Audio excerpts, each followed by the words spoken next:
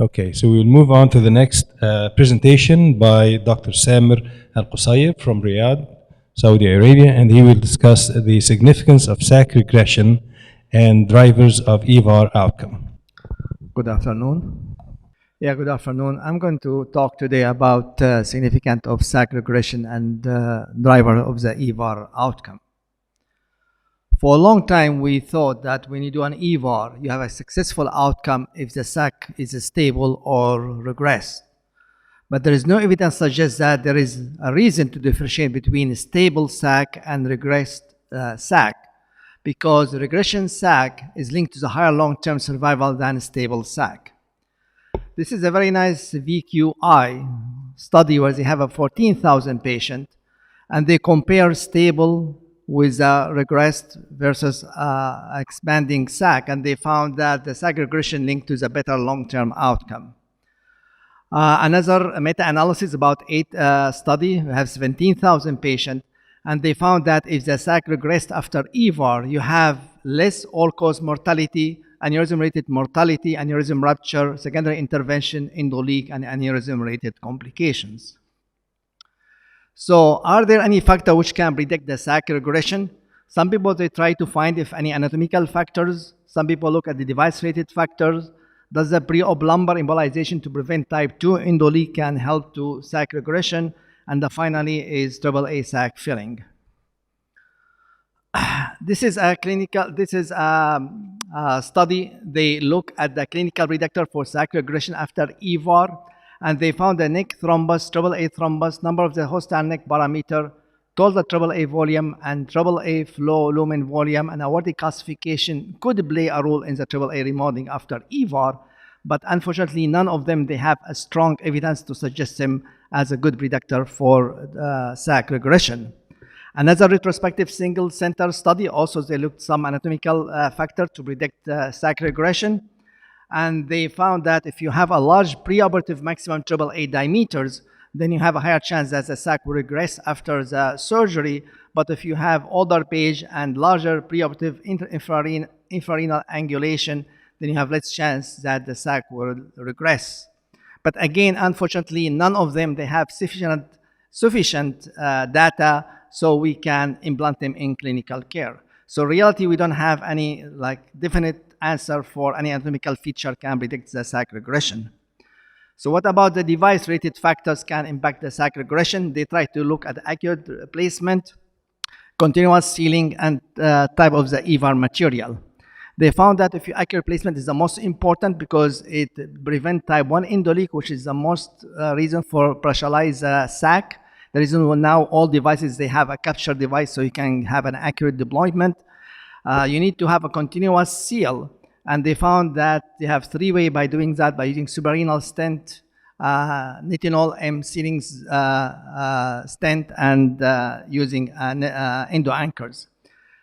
They found that if you use suprarenal stent, device it, you separate the fixation from the seal, so your fixation will be on suprarenal aorta, which is more less disease than infrarenal aorta, and they think that can give you a better sealing and less type 1 endoleak and less migration, and may help in the SAC regression. The type of the stent you put it there, if you use an M-shaped stent, they found you have a better maximum wall opposition, even contact pressure, and minimize the infolding, and can also help in the prevent type 1 endoleak and help in SAC regression. But what about endo anchors? This is really what now people try to concentrate on that, and they found that if you use endo anchors comparing with a standard EVAR, you have higher chance of the SAC regression. And this is, they did a propensity scoring analysis comparing the 2 patients, the one who has a hostile neck and using an endo anchor comparing with the standard EVAR, and they found that if you use endo anchors, you have a higher chance of SAC regression comparing with the standard EVAR in hostile neck anatomy. What about the type of the EVAR material? They found if you use a multi-filament polyester material, you have a less chance of type 2 endoleak, and they think that may help in the SAC regression.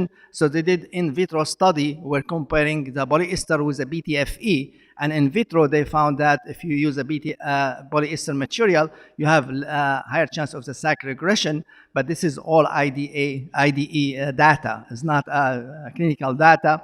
So now we have a trial called an advanced trial where they are comparing Medtronic with the Gore, because Medtronic they use polyester, where they Gore they use a BTFE, and they try to look at the SAC regression after 1 year, and they want to know if is a material type affect your SAC regression, but we don't have the data out yet.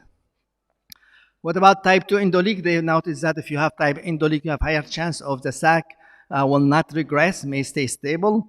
But why is that? They think that there's some type of type endoleak may hinder type 1 endoleak, because always we know that type 2 endoleak is benign, but they think that there's some type of type 2 endoleak. It may have type 1 endoleak with it, and the reason why the SAC does not regress in this type of the patient. Why is that? Why you don't see in the CAT scan? Because we know that during the cardiac cycle, there's a major change in the aortic diameters, about 35%. So the CAT scan, so patient may have intermittent type 1 endoleak, which cannot detect it, and you think you are dealing only with type 2 endoleak. The other thing, we have what's called posture-dependent endoleak, that patient in the supine position, you cannot see endoleaks. Then you have to put patient in the prone position, and then you can see type 1 endoleak. So sometimes of the type 2 endoleak may hinder a type 1 endoleak, and the reason why the SAC is not regress. So if you have patient with a type 2 endoleak and the SAC does not regress, try to think about an occult type 1 endoleak there.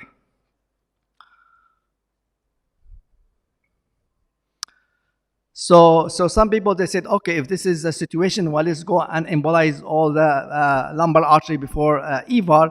Maybe that will help to SAC to regress. But unfortunately, when they did a study in 1,000 patients, they found it's no different. So until now, really, we still think that type 2 endoleak is a benign, and they don't recommend to go and embolize the lumbar or to treat type 2 endoleak until now.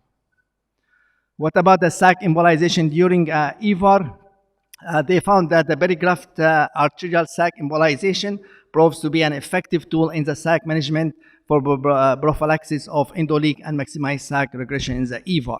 And recently, they start using what we call an active SAC management by using a shape memory polymer. It's very simple. You go there after you finish your EVAR, you put your catheter, and you fill up a SAC with a polymer. This is how you do it here. And now they do a study to see if this is effective in preventing type 2 endoleak and help in the SAC regression. They call it a AAA shape study. It's a prospective multi-center study up to 30 patients. Still the study is going. We don't have a data, but the early result now showed there is a SAC regression observed at 6 months follow-up in this type of patient. So this looks promising, but again, we don't have the final data yet. So conclusion, there's no evidence suggests there is a reason to differentiate between regression and stable aneurysms. Latest clinical evidence shows that the SAC regression is linked to the higher survival than the stable AAA SAC. Factors that impact the SAC regression is the departialization and the graft material. Some type 2 endoleak may prevent SAC regression because they hinder type 1 endoleak, as I mentioned, and something also endoanchor, some people think that will help to SAC regression.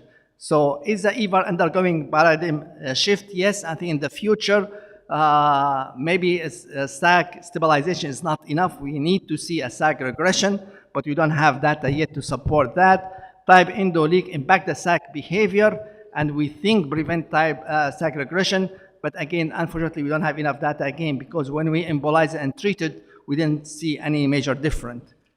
And finally, the active SAC management may prove to be an important addition to standard EVAR, but adequate technique and cost effectiveness still need to be definite. So a lot of questions need still to be answered in the future, but again, in the future, I think that SAC regression should be our aim and not stabilize SAC only. Thank you very much.